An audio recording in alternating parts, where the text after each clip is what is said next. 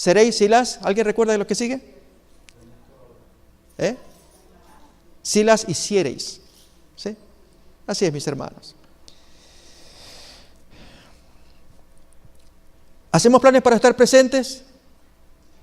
Sí, hermanos, la fecha será 15 de abril. Allí vamos a dar más información. Para esa fecha tendremos el inicio de la reunión.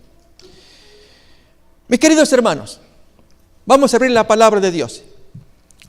Invito a que abramos Mateo capítulo 13. Abrimos la palabra de Dios en San Mateo capítulo 13 para dar inicio a nuestro tema, venderlo todo para tenerlo todo. En la parábola de Jesús, 2 que se cuentan allí, que en los textos que vamos a leer, tratemos de ver, hermanos, la profundidad de lo que el Señor quiso enseñarnos. Mateo capítulo 13, versículos 44 y 45.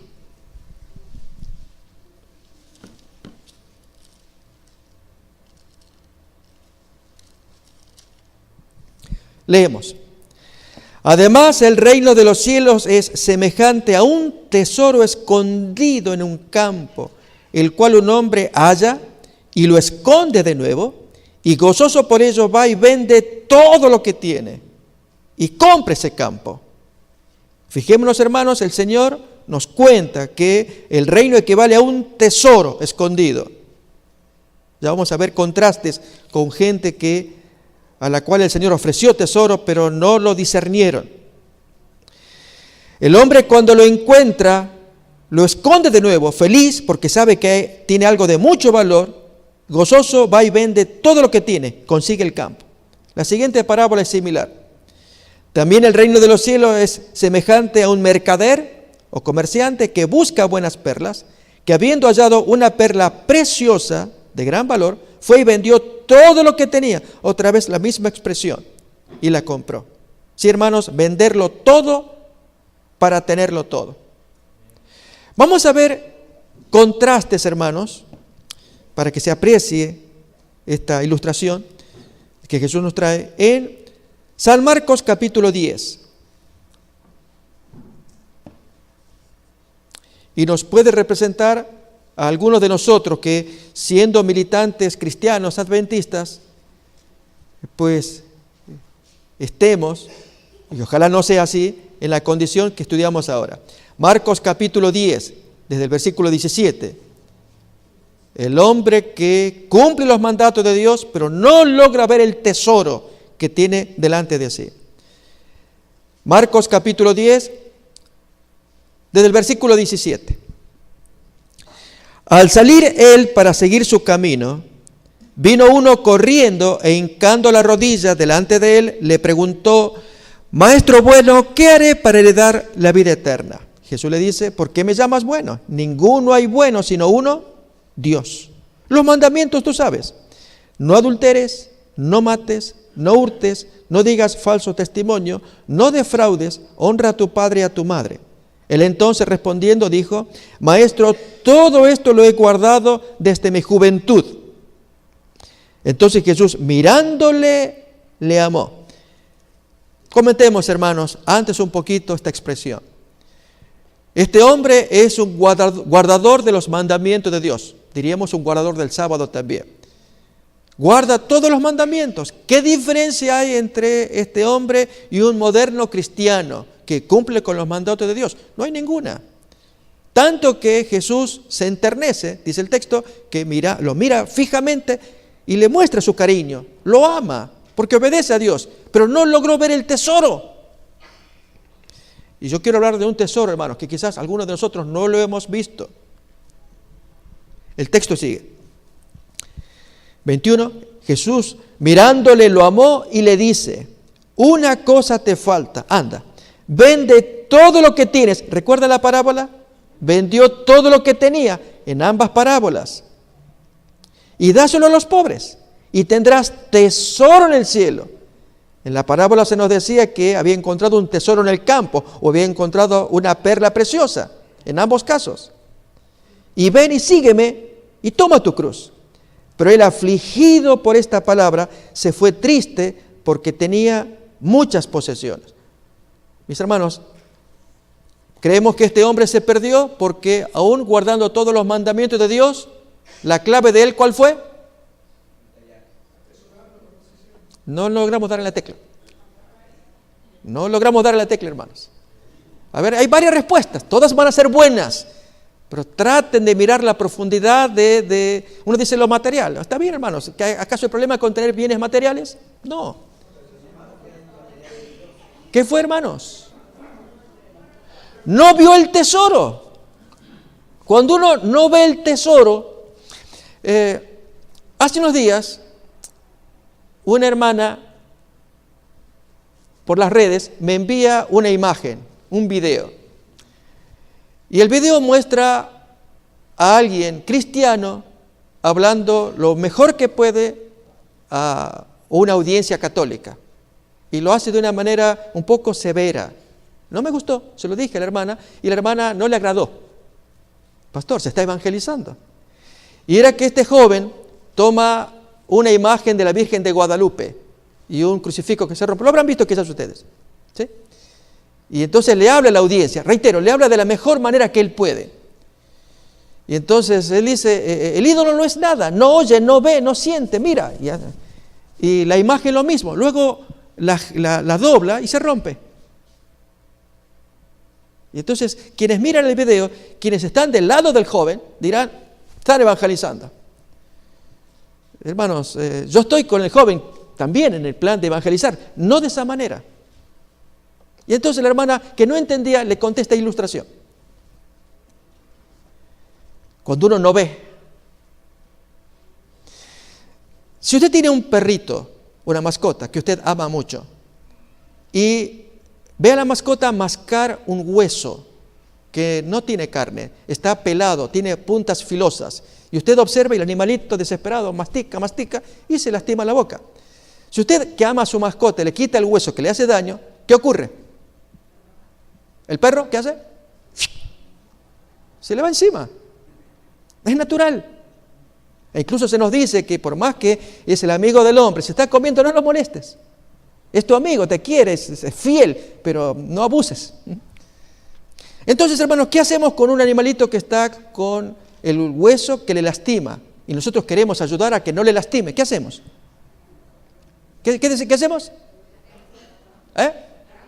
Ay, mi hermano. Nadie diga, vamos a sacarle el hueso porque... No, darle otro con carne, grueso. Usted se lo pone al costado. ¿Qué hace el animalito? Ve un tesoro. ¿Qué es esto? Y entonces, en consecuencia, ¿qué hace? Suelta el otro hueso. Y ahí sí, ya lo retiro. Entonces la hermana ya entendió. Ok, pastor, ya entendí. Entonces ella entendió que la mejor forma de evangelizar no era quebrando estatuas o rompiendo imágenes. Presente algo mejor, un tesoro mayor, que los adventistas, hermanos, no lo estamos descubriendo. Pastor, ¿cómo que no? Cuando decimos el tesoro, hermanos, pensamos en el mensaje del tercer ángel. Y ahí está el tesoro. Otra vez, hermanos, vamos tratando de unir todos los pensamientos. Hemos arrancado con la parábola de Mateo capítulo 13, versículos 44 al 46. Son dos parábolas en las cuales en ambos casos se habla de un tesoro escondido en la tierra o una perla de gran precio, por lo cual el que lo ve, descubrió un tesoro, vende todo, se deshace de todo para tener consigo ese anhelado tesoro. Lo contrastamos con el joven rico que tenía muchas posesiones. Su problema no eran las posesiones, es que él no vio el tesoro. Como el caso del perrito que al ver el hueso con carne, él vio, ok, ya lo viste, ya lo vi. Ahora sí, ¿qué hay que hacer? Ya el resto ya es fácil. En el caso de los cristianos de los últimos días, hermanos, si no logramos ver el tesoro, tendremos problemas. Y yo digo que el tesoro está en el mensaje del tercer ángel. Ahora, si empezamos a preguntar dónde está el tesoro, porque el mensaje del tercer ángel tiene varios asuntos, varios puntos. No sé si alguien se animaría a responder, aunque ustedes no les oigan aquí, yo reproduzco la respuesta.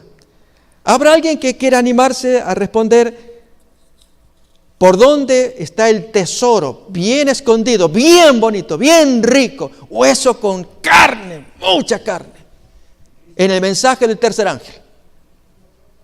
Deme la palabra puntual, o sea, textual tal como está en el texto. Dígame la idea, pero tal como está en el texto. Por ahí algunos decimos la paciencia. Aquí está la paciencia de los santos. Muy bien. Una respuesta forma parte del texto del mensaje del tercer ángel. Recuerden que va Apocalipsis capítulo 14. Abrimos pues. Así que tengamos allí el texto abierto de Apocalipsis 14 y busquemos entre los versículos 9 en adelante hasta el versículo 12. Todo ello abarca el mensaje del tercer ángel. ¿Dónde está el tesoro precioso que los adventistas y el pueblo cristiano en general lo tienen que ver? ¿Sí, hermanos? A ver, ya tenemos el campo. Ya está el campo. ¿Dónde está el tesoro allí? Saben, hermanos, que es importante este asunto, porque cuando un buscador de tesoros, así se dice que esa es la fama que se ganó José Smith, fundador de los mormones. Como joven era un buscador de tesoros. Y él dice que había encontrado uno. Se hablan de los tesoros aquí en California, que había oro. Y mucha gente venía del este al oeste, aquí a California, para la década de 1840. Los buscadores de tesoros, ¿sí? Ok, hermanos, ¿dónde está el tesoro en el terreno del mensaje del tercer ángel? Si alguno. A ver, hermanos, ¿saben? Aprendamos con esta lección que puede ser que algunos, a la hora de reproducirlo, nadie se sienta incómodo y que el pastor me va a hacer pasar vergüenza. No. Es descubrir, hermanos, que el pueblo adventista no lo dominamos bien. Por eso es el propósito que vamos a escuchar ahora. Para eso venimos al culto. Para eso no dejemos de venir a escuchar la palabra de Dios. Así aprendemos, así crecemos. Ok, leamos el texto del mensaje del tercer ángel. Apocalipsis capítulo 14, versículo 9 hasta el 12. Y el tercer ángel los siguió diciendo a gran voz: si alguno adora a la bestia y a su imagen y recibe la marca en su frente o en su mano, él también beberá del vino de la ira de Dios, que ha sido vaciado puro en el cáliz de su ira, y será atormentado con fuego y azufre delante de los santos ángeles y del Cordero, y el humo de su tormento sube por los siglos de los siglos, y no tienen reposo de día ni de noche los que adoran a la bestia y a su imagen, ni nadie que reciba la marca de su nombre. Hasta aquí, hermanos, estamos leyendo lo que yo digo, el anverso de la moneda. El mensaje del tercer ángel tiene dos lados. Un lado muy duro contra los que violan el mandamiento de Dios, contra la bestia y sus adoradores, y del otro lado, el reverso, enumera entonces las características del pueblo de Dios. Leemos versículo 2. A ver, ¿dónde está el tesoro, no? Aquí está la paciencia de los santos, los que guardan los mandamientos de Dios y la fe de Jesús. ¿Cuál es, hermanos? Muy bien, hermanos. Muy bien.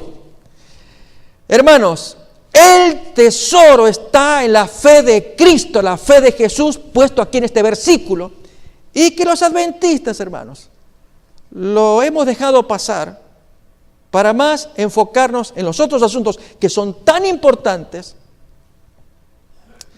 pero, hermanos, son dependientes de este tesoro.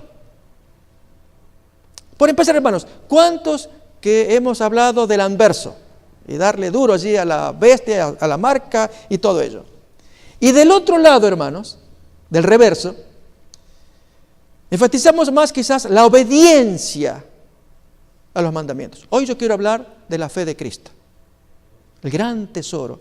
Hermanos, que cuando lo miremos, por la gracia de Dios, a la luz de los textos bíblicos, digamos como ese mercader, descubrí esto, ¿qué es esto? Hermanos, eso fue lo que le pasó a Wagner y Jones, por lo cual conmovieron a la asamblea de más de 90 pastores en el famoso congreso de Minneapolis de 1888. Y los pastores que no lo vieron, tuvieron problemas. No lo vieron.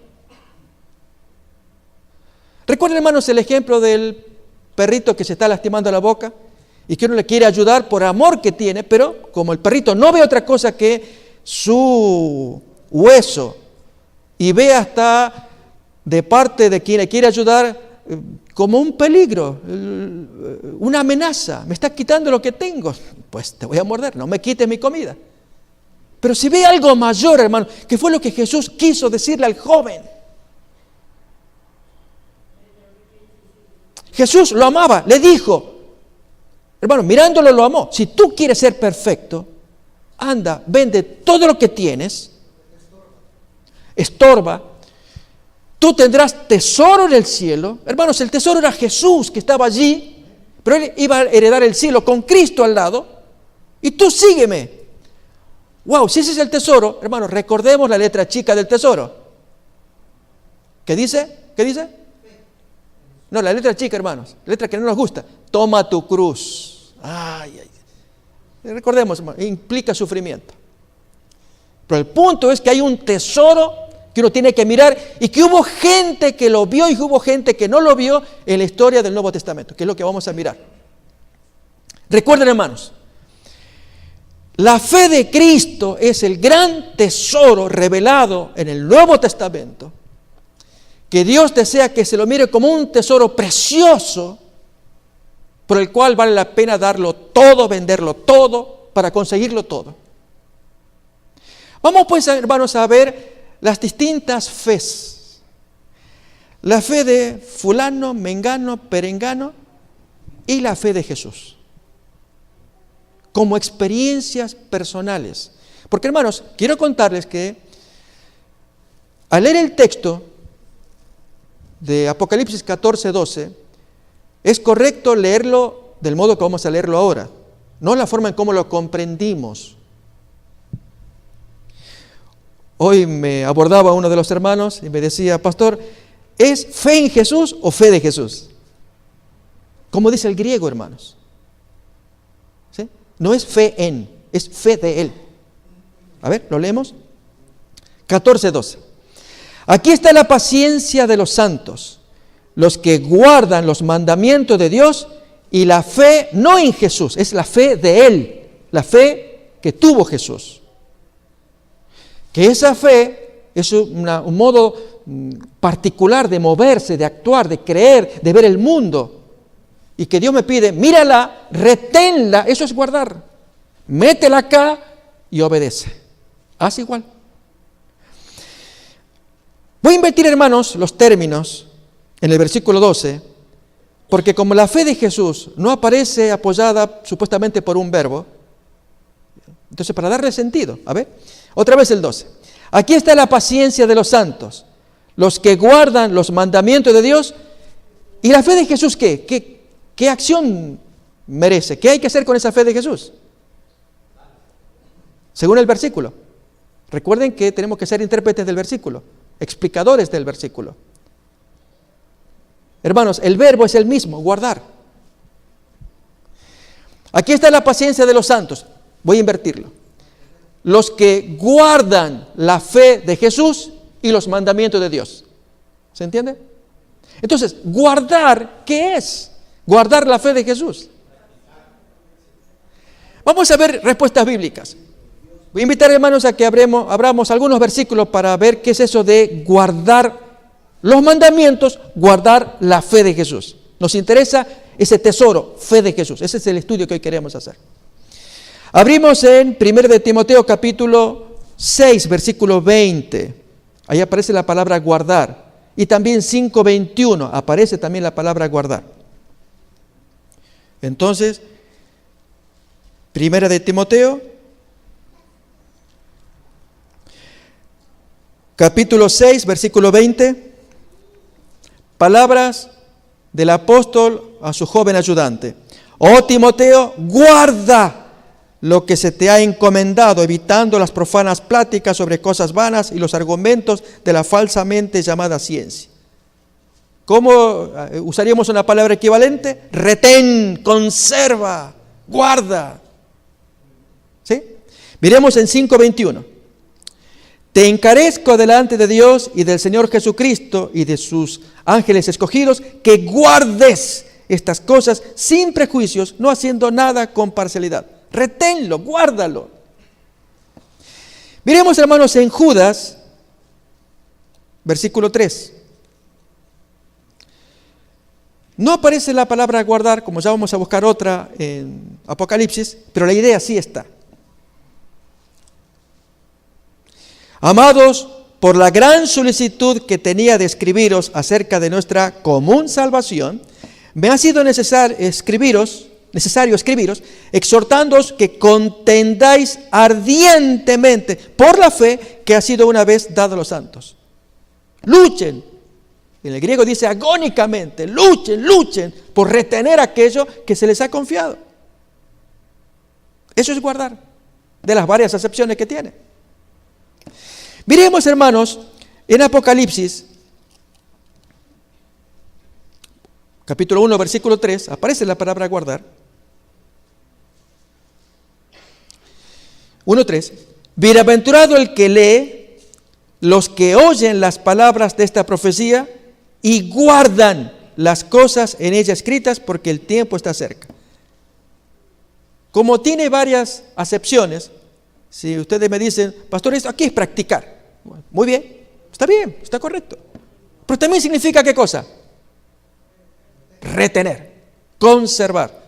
Fijémonos, hermanos, cómo el Señor se va a expresar.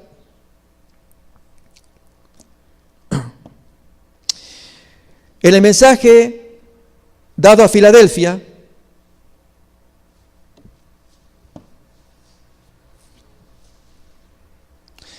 es el mensaje dado a Tiatira, capítulo 2 de Apocalipsis, versículo 24 en adelante. Pero a vosotros y a los demás que están en Tiatira, a cuantos no tienen esa nueva doctrina satánica, y no han conocido lo que ellos llaman las profundidades, pero para Dios son profundidades de Satanás. Yo os digo, no os impondré otra carga, pero lo que tenéis, retenedlo hasta que yo vuelva. ¿Se entiende, hermanos? Entonces, retener la fe de Cristo, ¿qué es eso? Guardar la fe de Cristo, conservar esa fe. Pues les quiero mostrar, hermanos, varias otras fes para que hagamos comparación y a ver con cuál nos quedamos. Vamos a ver la fe de Demas. Les invito a que busquemos 2 de Timoteo capítulo 4, versículo 10.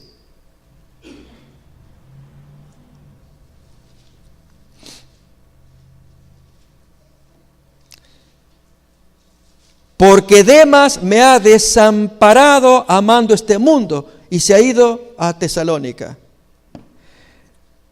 Hermanos, ¿cómo nos sentimos al escuchar de la experiencia de este pobre cristiano que en algún momento de prueba cede, cae, abandona a Pablo y se pierde en el mundo? ¿Nos gustaría conocer más de esta historia? Algunos sí, otros no. Como diciendo, pastor, si usted cuenta esto, tal vez tenga más elementos, pero no sé si me va a edificar. Puede ser, hermanos. Puede ser que sí. Pero les cuento que las historias tristes muchas veces no edifican. Nos dejan más tristes. Hay quienes dicen, no, yo quiero escuchar porque voy a sacar lecciones para no cometer el error que cometió Demas. Pero sirva esto como ejemplo. La fe de Demas no inspira. ¿Y cuántos hermanos podemos estar en la misma condición, zarandeados por pruebas, y así quedamos? Esa fue la experiencia de Demas. Miremos, hermanos, la experiencia de hijos espirituales de dos predicadores. Esto aparece en 2 de Timoteo capítulo 2. Vamos a hablar de la fe de ellos. Son oyentes que se conmueven ante dos pastores que predican nueva palabra y ellos confunden a la gente. Lo tenemos en 2 de Timoteo capítulo 2, versículo 16 en adelante. Mas evita profanas y vanas palabrerías, porque conducirán más y más a la impiedad, y su palabra carcomerá como lo hace la gangrena, de los cuales son Himeneo y Fileto, que se desviaron de la verdad, diciendo que la resurrección ya se efectuó, y trastornan la fe de algunos. La fe de ellos, hermanos, estaba depositada en hombres, aún en doctrinas. Recuerden, hermanos, que queremos ver la fe de Cristo. Y estamos mirando, vimos ya la fe de Demas, la fe de esos hijos espirituales de Himeneo y Fileto, que curiosamente, hermanos, se parece a algunos de nosotros. ¿En qué sentido? En que depositamos fe en una doctrina. A diferencia de Pablo, miremos la fe de Pablo ahora. Segundo de Timoteo, capítulo 1, versículo 12. Por lo cual, asimismo, padezco esto, pero no me avergüenzo porque yo sé a quién he creído. Y estoy seguro que es poderoso para guardar mi depósito para aquel día. Si contrastamos, hermanos, entre la fe de Pablo y la fe de esos hijos espirituales de Himeneo y Fileto, ¿cuál es la diferencia? Releo el versículo 12. La lectura que hago ahora es versión apócrifa, pero para que se entienda, ¿no? 1:12. Y de paso, hermanos, cuidémonos que nadie diga amén. ¿Saben? Les cuento. A veces hay gente que está diciendo y el hermano está distraído en otra cosa. Y oye que se levanta la voz y dice, amén. Y no quiero, para no desviar el tema, algún caso ocurrió, hermanos, que se estaba dando el reporte de un fallecimiento y se dijo en voz alta, y alguien que estaba distraído, amén, y fue triste, todos nos quedamos sorprendidos. En esta versión apócrifa que voy a leer y voy a enfatizar, nadie diga amén. ¿Sí? Ok. 1:12. Pablo diría, por lo cual asimismo padezco esto, pero no me avergüenzo porque yo sé en qué he creído y estoy seguro que es poderoso para guardar mi depósito para aquel día. ¿Se nota la diferencia, hermanos? Cuando uno cree en doctrinas, porque a mí nadie me va a mover porque yo sé en qué he creído. He creído en el sábado, he creído en la reforma pro salud, he creído en el santuario, he creído en la doctrina del espíritu de profecía, he creído en el mensaje de los 3 ángeles, he creído que quién es la bestia, en fin. Hermanos, no es así.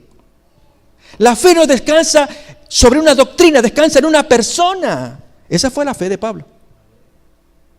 Cuidémonos, hermanos. Cuando perdemos de vista a Cristo, corremos gravísimo peligro.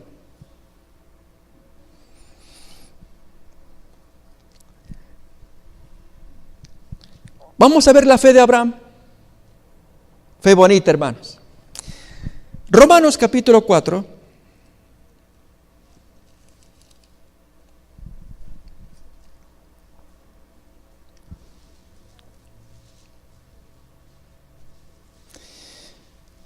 Desde el versículo 19, tiene una escalera de 3 peldaños, uno de los versículos, y se lo aprecia en algunas traducciones que siguen al original. Por si alguno lo tiene, me levanta la mano y lo confirma. 4:19. Y no se debilitó en la fe al considerar su cuerpo que estaba ya como muerto, siendo de casi 100 años, o la esterilidad de la matriz de Sara, hablando de Abraham. Tampoco dudó por incredulidad de la promesa de Dios, sino que se fortaleció en fe, dando gloria a Dios, plenamente convencido de que era también poderoso para hacer todo lo que había prometido, por lo cual también su fe le fue contada por justicia. Y no solamente con respecto a él se escribió que le fue contada, sino también con respecto a nosotros, a quienes ha de ser contada, esto es, a los que creemos en el que levantó de los muertos a Jesús, nuestro Señor. Clave, hermanos, versículo 19. ¿Cómo opera en la mente el proceso de la fe en Abraham? El orden de los verbos que van a aparecer acá, en el original griego, es distinto de acá. Así que lo voy a leer como aparece. Si alguien lo tiene allí, me levanta la mano para confirmar. Versículo 21. Abraham, plenamente convencido de que lo que Dios había prometido es poderoso para hacer. ¿Cuál es la progresión, hermanos? Dios promete, Dios puede, Dios lo hace. El que cree en esas cosas imita a Abraham. ¿En qué? Dios lo prometió, Él habló. Dios tiene capacidad para hacerlo, es poderoso, Él puede. ¿Y qué sigue después? Él lo hace. Mis hermanos, la fe que viene de lo alto Es algo que viene de afuera y que llega a nosotros. Esa historia de Cristo, hermanos, que no la produjimos nosotros. Una historia preciosa que, por la gracia de Dios, hermanos, con la ayuda de Ben, pues se están dando estos programas de panorama histórico del cristianismo y salen estos conceptos del Cristo histórico que hay que defender, que lo creemos. Un hombre que se movió acá en la tierra y desarrolló una fe, él personal, vino del cielo, así llegó a la tierra y nos mostró su experiencia. Pero esa experiencia, para que entre acá en el corazón, sigue este proceso de Abraham. Dios lo promete, Dios lo puede, Dios lo hace. Eso es una fe que viene del cielo. La prueba, Marcos capítulo 11.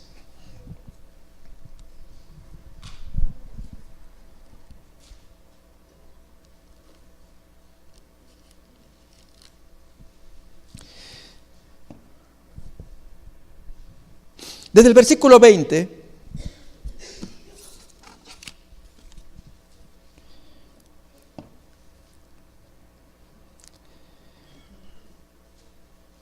tenemos, hermanos, la experiencia que vieron los discípulos, y Jesús usa una palabra muy bonita. Marcos 11:20. Y pasando por la mañana, vieron que la higuera se había secado desde las raíces.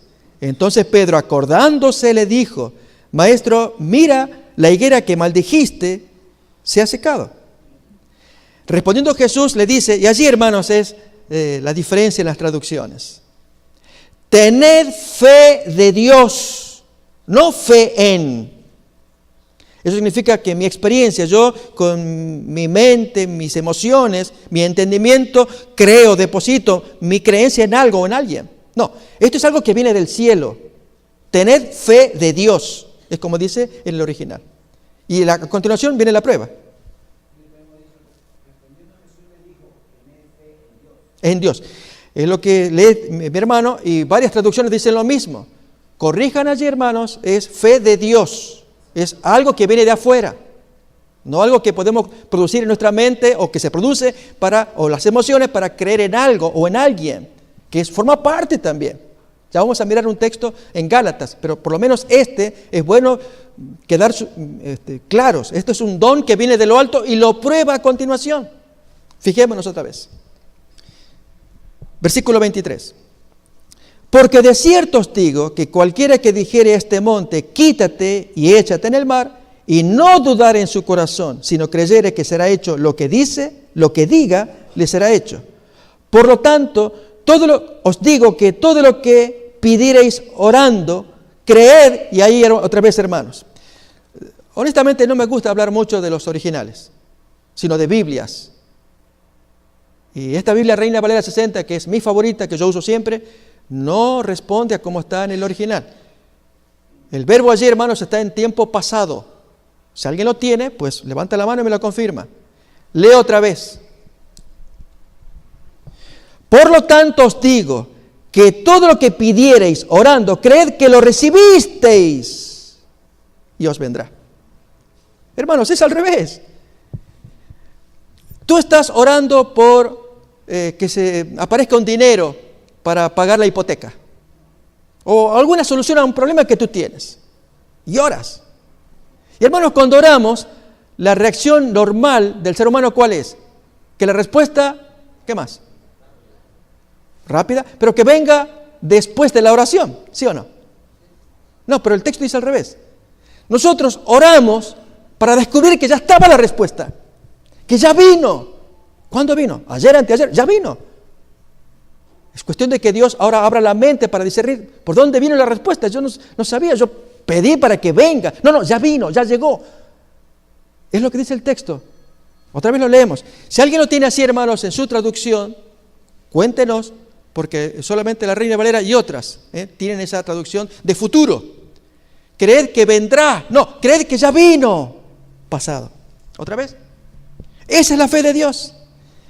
Por tanto, Marcos 11:24, os digo que todo lo que pidiereis orando, creed que lo recibisteis. Si creemos, entonces sí va a aparecer así. Si creemos que ya vino. Hermanos, estamos hablando de distintas fes. Veamos una más, la fe de Pedro, Gálatas capítulo 2. Hasta que entonces vamos a ver en detalle la fe de Jesús. Gálatas capítulo 2.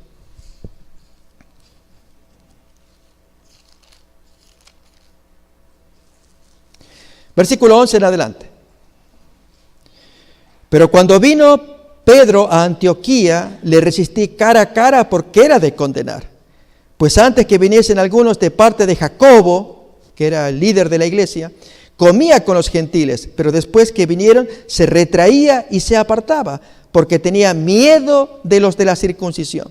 Y en su simulación participaban también los otros judíos, de tal manera que aún Bernabé fue también arrastrado por la hipocresía de ellos, de todos. Pedro, los emisarios enviados por Jacobo, ahora Bernabé, compañero de Pablo. Pero cuando vi que no andaban rectamente conforme a la verdad del Evangelio, dije a Pedro delante de todos: si tú, siendo judío, vives como judío, como los gentiles, y no como judío, ¿por qué obligas a los gentiles a judaizar? Nosotros somos judíos de nacimiento, tú y yo, y no pecadores de entre los gentiles, como tú y yo. Sabemos que el hombre no es justificado por las obras de la ley, sino por la fe de Jesucristo. Pero fíjense, hermanos, que a continuación va a decir que creemos en Él, pero somos justificados por la fe de Cristo. Nosotros también hemos creído en Jesús para ser justificados por la fe de Cristo y no por las obras de la ley. ¿Qué es eso de la fe de Cristo, hermanos? Vamos a verlo, un ejemplo muy simple de los muchos que Jesús tiene. La experiencia de Él. San Juan capítulo 16. Mis queridos hermanos, Dios desea que apreciemos este tesoro sobremanera. Es ver las bellezas del carácter de Cristo. Lo que Él vino a hacer, lo que enseñó, lo que vivió, lo que sufrió. Juan capítulo 16, desde el versículo 28, leemos: salí del Padre y he venido al mundo. Otra vez dejo el mundo y voy al Padre. Le dijeron sus discípulos: he aquí, ahora hablas claramente y ninguna alegoría dices. Ahora entendemos que sabes todas las cosas y no necesitas que nadie te pregunte. Por esto creemos que has salido de Dios. Observemos, hermanos, que los discípulos creen, tienen fe, pero hay un proceso anterior, y es que les quedó claro en la mente. Es típico en nosotros, que nosotros creemos en algo y aún actuamos porque nos quedó claro. Si alguien nos invita a depositar nuestro dinero en algún banco y decimos: yo no lo conozco, es un banco, quién sabe hace poco el nombre de él, y viene alguien que nos explica: mira, te cuento la historia de este banco, y nos cuenta toda la historia, y finalmente se nos abre la mente. Como consecuencia, ¿qué hacemos? Creemos, y después ¿qué? Depositamos. Pero uno no va a depositar si uno no entiende, menos si cree, no. Para mí es un banco sospechoso, así que discúlpame, tú eres mi amigo, pero no te acepto tu propuesta. ¿Sí? Hermanos, en la vida espiritual pasa lo mismo. El hombre, cuando entiende, ahora cree, deposito, yo deposito mi confianza. Pero Jesús se lo devuelve. Miren, se los da vuelta otra vez el argumento. Versículo 31. ¿Ahora creéis? He aquí, la hora viene y ha venido ya en que seréis esparcidos cada uno por su lado y me dejaréis solo. La pregunta es: ¿dónde está la fe de esos discípulos? Contrastada con la fe de Jesús, lo que viene después: mas no estoy solo porque el Padre está conmigo. Hermanos, Jesús se movía solo. Cuando Él sufría tanta adversidad, ¿acaso había algún compañero? Jesús, charlemos un poquito, ven, yo quiero decirte algo. No, hermano, solo, solito, todo el tiempo, incomprendido, perseguido, criticado. Y uno lo miraba como ser humano, su cuerpo, en fin, él solo a la hora de las pruebas. Y allí, en su soledad, al Padre le contaba y del Padre recibía todo el apoyo, el aliento que tú y yo tenemos el privilegio de recibir también. Entonces, notamos la experiencia de los discípulos. Ahora entendemos, por esto creemos. Te vamos a apoyar. Creo en ti, tengo fe en ti. Jesús dice, no. Ustedes van a ser conmovidos y me van a dejar solo. Pero sepan, yo no estoy solo. Y hermanos, esa experiencia de Jesús es el soporte de los siglos, como leemos a continuación, y también Isaías 26. Estas cosas os he hablado para que en mí tengáis paz. En el mundo tendréis aflicción, pero confiad, yo he vencido al mundo. Entréguense a mí. Hermanos, esa experiencia de Jesús es la roca de los siglos, como lo dice ahora en Isaías capítulo 26. Abrimos.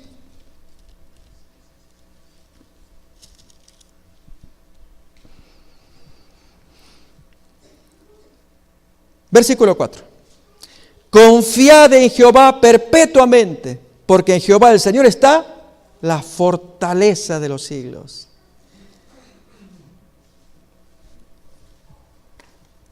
Ahora sí, hermanos, vamos a ver en la experiencia de lo que le pasó a Jesús, que ahí está la salvación para ti y para mí.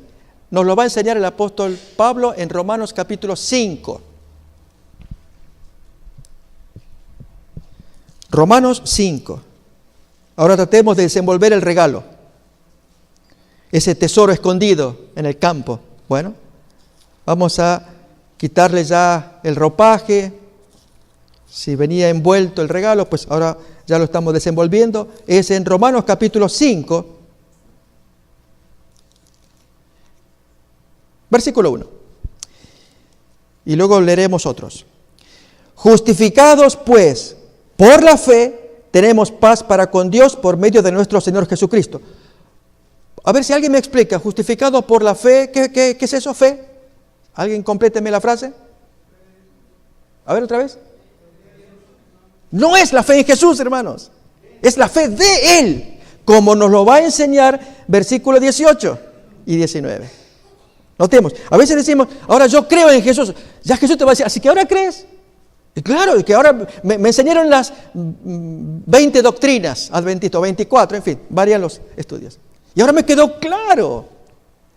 Y que me costaba la doctrina del diezmo, eso sí yo te confieso, pero ahora me quedó claro.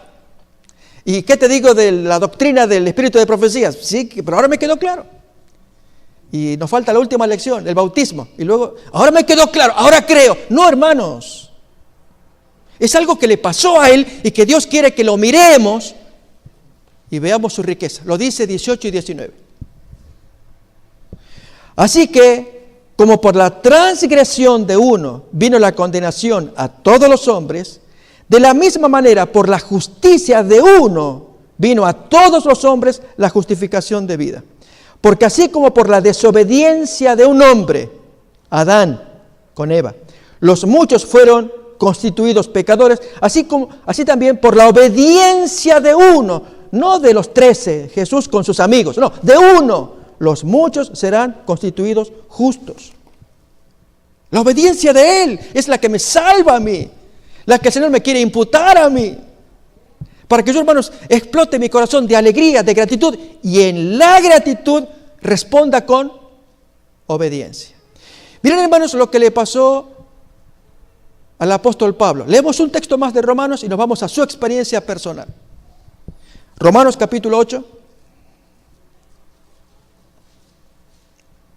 versículo 3 y parte del 4. Porque lo que era imposible para la ley, por cuanto era débil por la carne humana, nadie podía responder al estándar de la ley.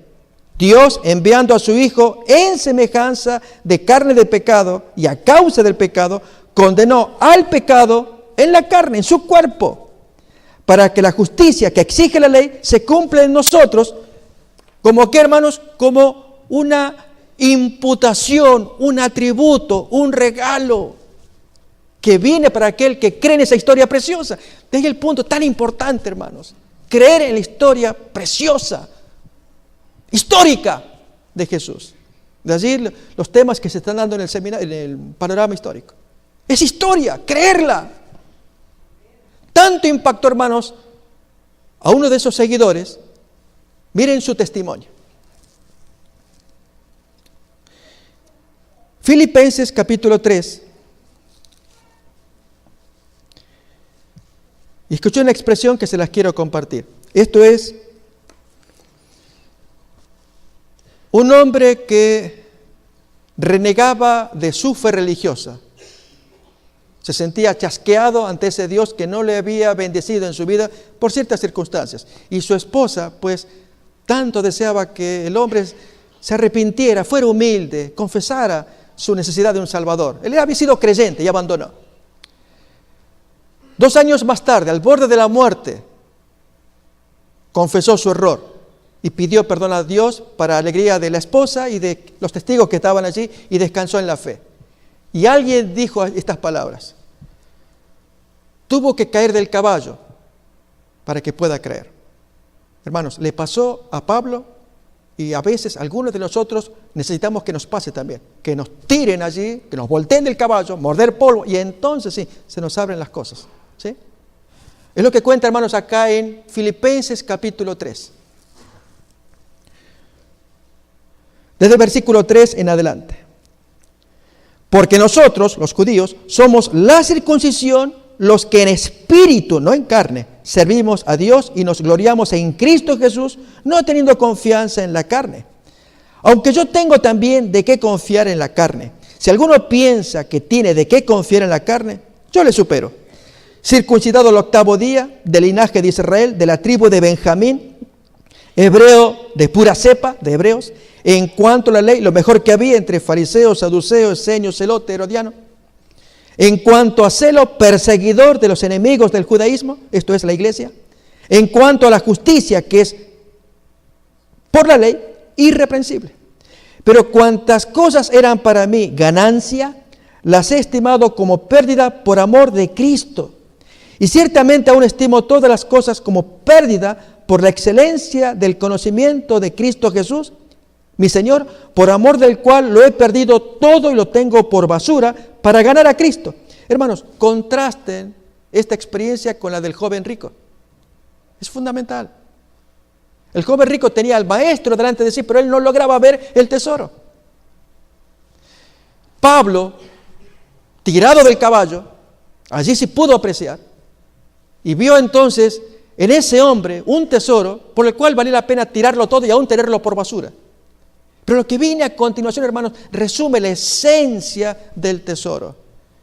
Y hermanos, los que estamos aquí, metámonos más en esa experiencia de hurgarle, meterle allí el dedo, a ver, quiero mover más esa fe de Cristo, para que entonces venga mi corazón, se internalice acá, y en gratitud yo viva esa vida que Él vivió. Eso es la obediencia, hermanos. Miren el versículo que sigue.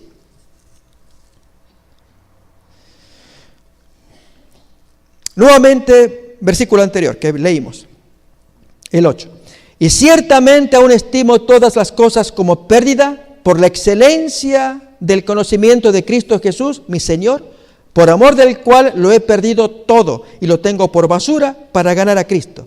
Y ser hallado en Él, no teniendo mi propia justicia, que es por la ley, sino la que es por la fe de Cristo, la justicia que es de Dios por la fe. Noten, hermanos, que son 2 métodos. Está el carnal humano, que era el de los judíos también. Es mi justicia y otra es la justicia de Dios. En el caso de mi justicia, hago lo que puedo, lo que pide la ley. En el caso de la justicia de Dios, es donde Él gana. Hermanos, la justicia de Dios es la historia que Dios presenta a la humanidad, la historia de Cristo. Este es mi hijo. ¿Quieres conocer más de Él? Acá está. El Evangelio te lo cuenta. Eso es mío. Esa es la justicia de Dios. Esa justicia de Dios cuando se mete en el corazón. Por eso Él dice, Pablo, lo tengo todo por basura con tal de alcanzar esa historia, que es la justicia de Dios, la fe de Cristo. Dice más.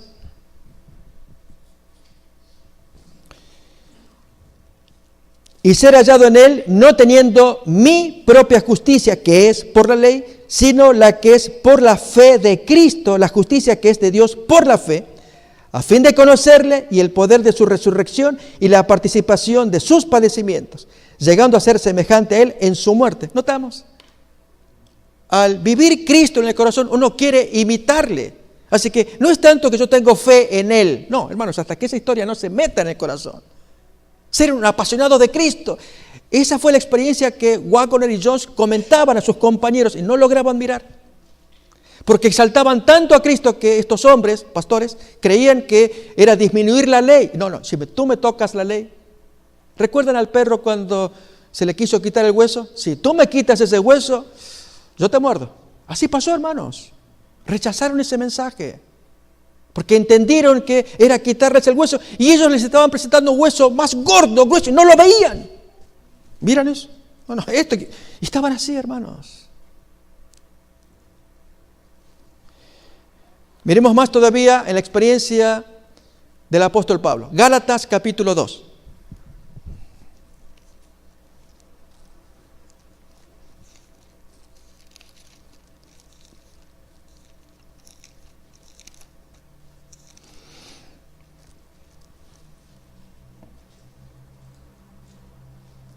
Versículo 20. Con Cristo estoy juntamente crucificado y ya no vivo yo, sino Cristo vive en mí. Y lo que ahora vivo en la carne, lo vivo en la fe del Hijo de Dios, el cual me amó y se entregó a sí mismo por mí. Que Jesús habite en el corazón. Quiero, hermanos, traerles una cita del Espíritu de Profecía que se encuentra en el libro Palabras de Vida del Gran Maestro, acerca de lo que significa hacer que Jesús venga a morar en el corazón, a mirar esa belleza, y que entonces Él me dé su carácter. Si yo me quedo contemplando, hermanos, así como miré hace rato a Demas, miré a Pedro, fracasaron en la fe, miro a Abraham, precioso personaje, miro a Pablo incluso, y la fe de cada cual, puedo extasiarme. Pero en el caso de la fe de Cristo no es quedarnos extasiados. Es hacer que eso se meta dentro. Y Jesús contó varias parábolas. Lo que leemos ahora es el comentario final de la parábola del vestido de bodas. Jesús contó la parábola, no alcanza el tiempo para repasar la parábola, sino el efecto de esa parábola. Leo así. Únicamente el manto que Cristo mismo ha provisto puede hacernos dignos de aparecer ante la presencia de Dios. Cristo colocará este manto, esta ropa de su propia justicia, de su carácter, sobre cada alma arrepentida y creyente. Yo te amonesto que de mí compres vestiduras blancas para que no se descubra la vergüenza de tu desnudez. Palabra de Vida, página 253. Este manto tejido en el telar del cielo no tiene un solo hilo de invención humana. Así que, hermanos, no es tanto que si yo creo y por lo tanto voy a modificar porque yo lo admiro y voy a cambiar. No, hermanos, es algo que Él nos lo pone a quien cree estas cosas. A ese tesoro que se descubre y ahora no, yo lo dejo todo, pierdo todo, quiero ganar ese tesoro. En eso consiste, hermanos, el mensaje del tercer ángel. Es descubrir la belleza del carácter de Cristo. Pedir que ese carácter viva en el corazón. Transformar nuestras vidas por efecto de esa visión, como le pasó a Pablo. Y entonces sí, guardo los mandamientos, mi gratitud por guardar los mandamientos y aún el mensaje de darle fuerte allí al anverso de la moneda del mensaje del tercer ángel. Este manto tejido en el telar del cielo no tiene un solo hilo de invención humana. Cristo en su humanidad desarrolló un carácter perfecto y ofrece impartirnos a nosotros este carácter. Como trapos asquerosos son todas nuestras justicias. Todo cuanto podamos hacer por nosotros mismos está manchado por el pecado. Pero el Hijo de Dios apareció para quitar nuestros pecados y no hay pecado en Él. Mis hermanos, nos sentimos un poco mejor al conocer más este tesoro que es la fe de Cristo. Leemos como último texto, uno que se leyó ya, de Romanos capítulo 5, versículos 18 y 19, que provoque nuestra reflexión. Y ahora que en momento más vamos a entrar a las horas de la vigilia, sepamos, hermanos, que no podemos dar un paso ni a izquierda ni a derecha si Jesús no está morando en nuestro corazón, si ese carácter de Cristo no impresiona nuestra vida. Romanos capítulo 5, 18 y 19. Así que, como por la transgresión de uno vino la condenación a todos los hombres, de la misma manera por la justicia de uno vino a todos los hombres la justificación de vida. Porque así como por la desobediencia de un hombre los muchos fueron constituidos pecadores, así también por la obediencia de uno, y de él solo, hermanos. Como dice Isaías, yo solo pisé el lagar de Dios, solo. Y su ropa manchada de sangre, solito, hermanos. Es la maravilla que tiene que movernos a todos a estar humildes, agradecidos, a los pies de Él. Y lo hizo por amor, por ti y para mí. Lo sufrió todo, todo. ¿Y qué es lo que pide? Abre tu corazón, mira ese tesoro, mételo, cómpralo, deshazte de todo, tenlo y edifica tu carácter. Yo me hago cargo de ello. Te mando mi manto, mi carácter. Y la obra del Espíritu Santo, hermanos, hace la gran lucha entre la vieja naturaleza que tiene que caer y la nueva que tiene que crecer. ¿Queremos estas cosas, hermanos? ¿Queremos? Voy a pedir entonces que vamos a cantar nuestro canto final y una oración. Después del canto venimos todos aquí adelante, hermanos. Vengamos aquí a orar, a darle gracias a Dios. Y luego entonces se nos van a indicar los